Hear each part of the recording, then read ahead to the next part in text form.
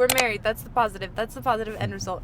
Long distance dating. Thoughts, tips, positive, negatives, all the things. What was the worst part about dating Oh, long nothing. distance? Nothing. It was great. That's a lie. It was incredible.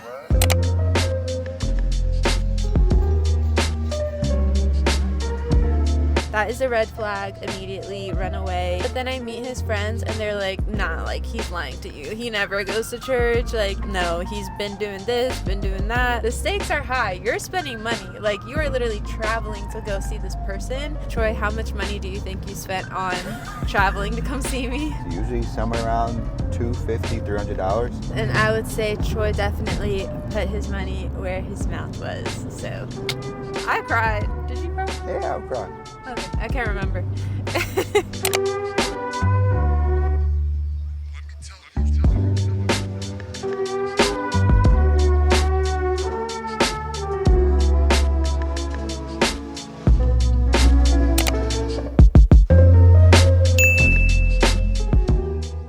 The ETA is 41 minutes away. So during this 41 minutes, we are hoping to share some of our long distance dating thoughts, tips, again, positive, negatives, all the things. So I'm gonna get started. Troy is driving, so he'll just I gotta focus on the road. Yeah, he won't be saying too much, but a little bit. We'll ask him some questions. So the first thing that is a positive, we're gonna start off on a positive note, is that you actually get to know each other better, faster, to a degree. And we'll talk about the degree in another point. I say this because you don't really have any distractions. So when you're long distance dating, obviously you're going to be spending a lot of time on the phone, on FaceTime, and you literally just, all you have is your mouth, like literally your words, asking each other questions, getting to know each other, your thoughts. What do you think about that? What do you believe about this? Whatever it is, you just have your words versus like if you're in person, obviously that's amazing. You get to see this person often.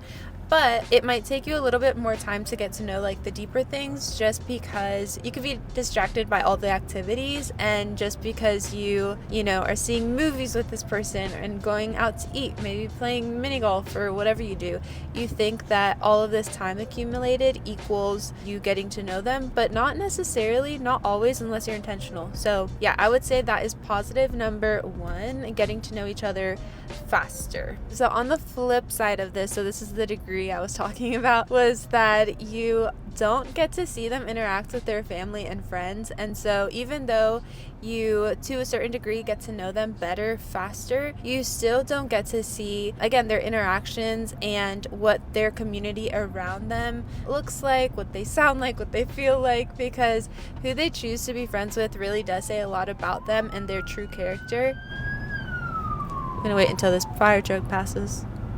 Oh, okay, they left. So the friends that they choose really does say a lot about their character, who they are, and what they are really like. And then their family just shares a little bit more about like where they came from and how they might have been impacted. But yeah, all of those things are really, really good and beneficial to see. And I would say before you get married or engaged or get like super serious with this person, to ask to meet their friends. Like if they never introduce them to your friends and family or their friends and family, that is a red flag. Immediately run away. Like, don't trust that person. Their friends could either negate or agree with the things that the person you're getting to know is saying. Let's say with Troy, I was dating Troy and he was telling me all along like, yeah, I love Jesus, I go to church, I believe this, I believe that, I'm this type of person. But then I meet his friends and they're like, nah, like he's lying to you, he never goes to church, like he's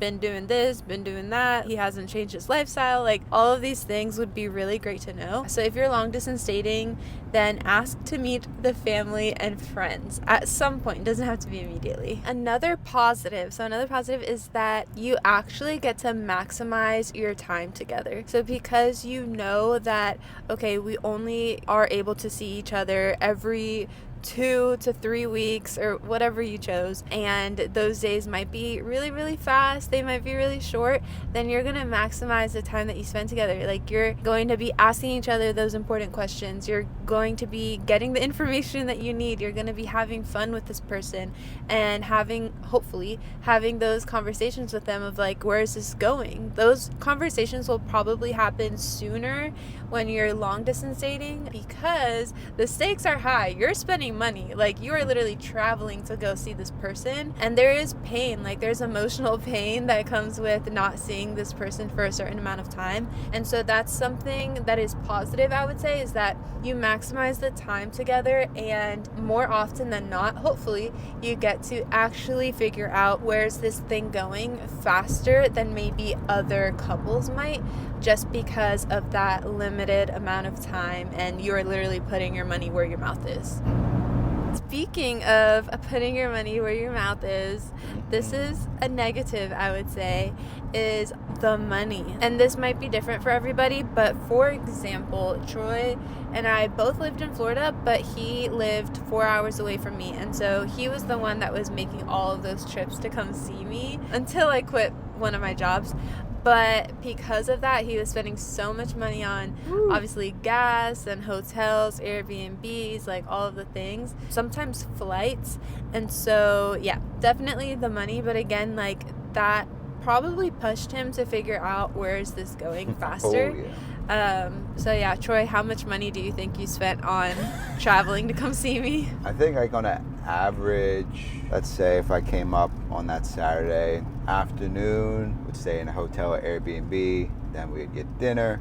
I would probably say like usually average weekend was usually somewhere around $250, $300, because I had to fill up 2 times the gas, usually over $100 to stay wherever I was staying, hotel, Airbnb, and then of course going out to eat usually 2 or 3 times while we were there. And so yeah, usually around like probably $250, $300 every other weekend. But I think you can also flip it on its head as that positive, where you're like, all right, I'm spending this money, like I'm gonna want to, not in a bad way, but I want to see a return. And so it's just gonna be able to push you to grow and just to know this person faster and to see where things are going. Yes, and I would say Troy definitely put his money where his mouth was. So, and we love him for it. Sorry if this footage is like so shaky. I would say another positive, and this is specifically for Christians. You don't technically have to be a Christian to have this conviction, but it actually really helped us as far as like accountability, because, well, at least for me, I don't know, maybe we'll ask Troy what he thinks. But for me, just because we didn't live in the same town, and we really had the belief, we had the commitment, we had the convictions to remain pure. Purity is very important to us. It's still very important to us. There is such thing as purity within marriage as well. But because of that, it was like, okay, there are boundaries here. The boundaries are we are going to hang out, in the living room, for example. You're going to leave by this time, and all of these things. And so anyway, long distance dating, obviously, like, you're apart more often than you are together, and so it just helps. And of course, this is based on you and how you practice self-control, and so it might not apply to everybody, but for us, we were definitely able to just remain pure, and it allowed to kind of give us some accountability in like a weird way to be like physically that far apart, if that makes sense.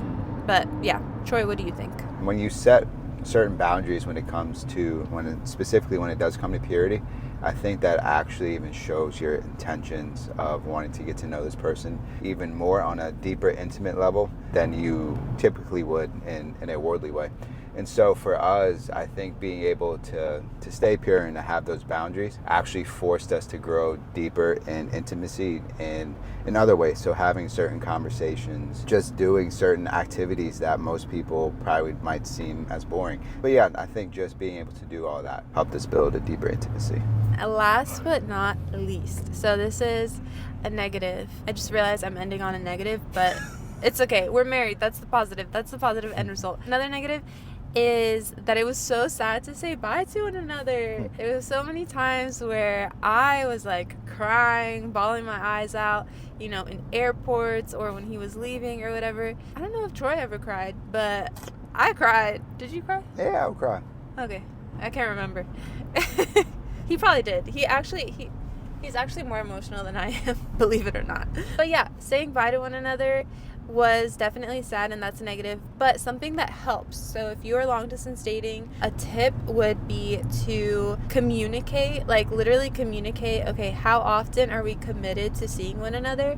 And so for us, it was every 2 weeks. Obviously stuff happens, and like whether it's work, events, like Troy is a baseball coach, so like if he had a baseball game or something like that, stuff happens, but we committed to, in general, every 2 weeks seeing one another, and already like before saying bye, we would have something on the calendar of when we're gonna see each other next. And so that is my tip for that, because it just gives you something to look forward to, and you don't leave like not knowing when am I gonna see this person next. You don't like leave in a state of hopelessness necessarily. You might be sad, but you at the same time know that you're about to see this person again very soon. So that is my last thought of long distance dating. We have 25 more minutes to get to Santa Monica. This is definitely a long trip to get there, but that is living in LA and Orange County for you. We are about to go see our friends, the Yawillies, if you're watching this video. Hi. They also did some long distance dating, so we'll see if they want to give you guys some thoughts as well. We'll pick up the camera again when we get there. Thank you so much for listening so far.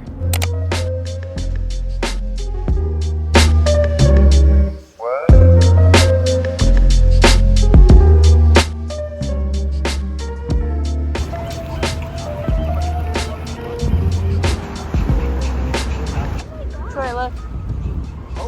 Wow, they look like real rats. Where they live? Are those? Squirrels. I know, for a second, yeah, they did look like rats. They're just rodents.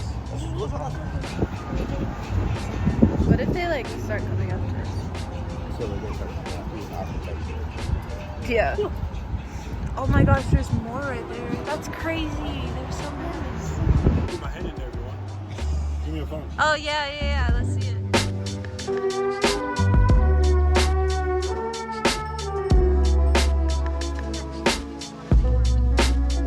Lilo or Stitch?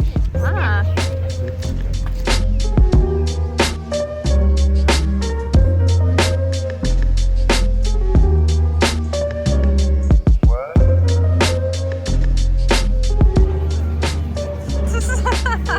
Does that smile again?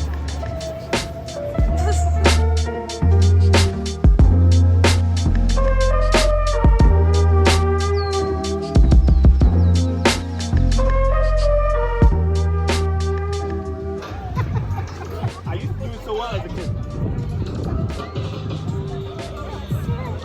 That was terrible. Let's see it again. I love it.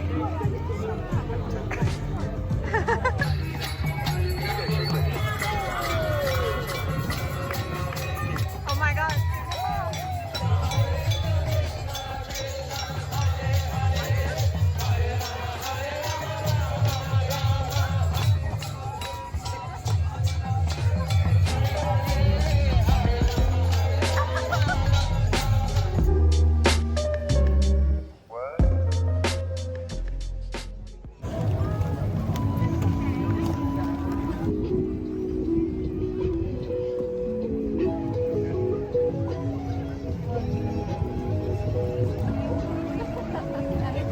Sorry, I like to be stupid. Oh, we're recording. Oh, oops. So guys, we've been walking around this afternoon at Santa Monica Pier. We finally met up with the Yawillies. And as we were telling you guys, Joel and his wife, Nicole, dated long distance as well. And so Joel, what is one positive that came away from dating long distance? I'll give you two. One is a bonus. So I think the first one was, the focus on communication. One of the drawbacks of doing it in person is that you tend to focus more on like the physical aspects of a relationship, and you forego the aspects of the relationship that actually matter long term, which is how you communicate. Not being able to have any sort of like proximity kind of forces you to just like learn about each other from like a very platonic, perspective. Yeah. So I think that's number one. And then number two, I'd say the other positive thing is when you're in person with someone, just naturally as human beings, right? Like you tend to try to cater to what that person wants or what you think that person wants from you or what they want you to be. And I think if you're long distance, you can continue to learn about one another while still focusing on just growth, like personal growth and like who you want to be as a person. So I'd say like, yeah, those are the two positives from long distance. And I need one negative. What's the worst part about dating long distance? Nothing. It was great. That's a lie. It was incredible. All the time. No, I think one negative on the flip side is, again, going back to like the proximity thing, I think the lack of proximity can also be a detriment to the relationship, because now when you come together, there's a lot about each other that you can only learn when you're together, right? And so I think, on the flip side, long distance teaches you about the things that really matter, but there are things that don't matter as much, but that are still hard, right, to like work through in a relationship. And I think those things only really come to light when you're spending a lot of time, just in person. Yeah. That is so good. So thank you, Joel, for just telling us everything, and hopefully we have a great rest of the time. We're about to go get some pad thai. And so, Thai food, excuse me. I'm getting pad thai. But peace. Ciao.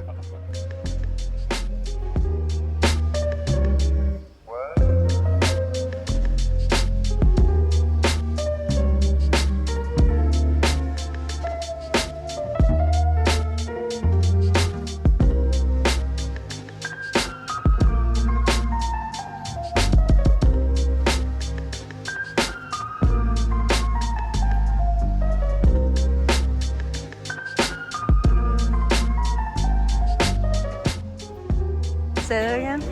My underwear is stuck to my pants. It was so hot in that restaurant.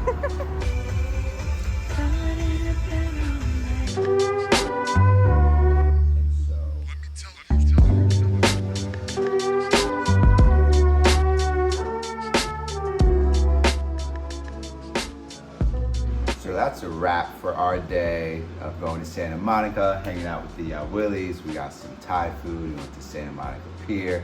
And I hope you guys just enjoyed all of our comments about positive and negatives about long distance relationships. Subscribe to the channel for more fun. Smash that like button if that's what you're into. Ring that notification bell so that you never miss out on this awesome, life-changing content. With Life with the Marrows. Peace.